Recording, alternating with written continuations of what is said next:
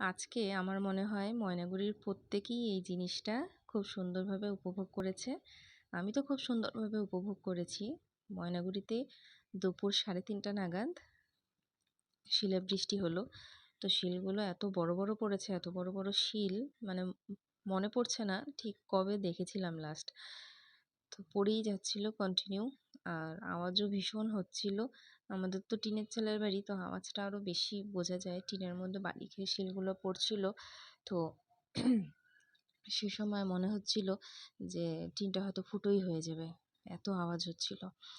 সাথে বৃষ্টিও ছিল। প্রথমে শিল পড়েছে, আগে শিলগুলো পড়ার পরে তারপরে বৃষ্টি শুরু হয়েছিল। তো বেশিক্ষণ একটা বৃষ্টি হয়নি। তো শিল পড়ার পরে বর আবার তুলে আনলো শিলগুলো। শিলগুলো অদ্ভুত রকমের ডিজাইন করা, কিন্তু এগুলো তো আর এভাবে থাকবে না, তাই ভিডিও করে রেখে দিলাম। এগুলো ধীরে ধীরে গলে যাচ্ছে। কি সুন্দর ডিজাইন করা দেখো, খুব সুন্দর লাগছিল দেখতে।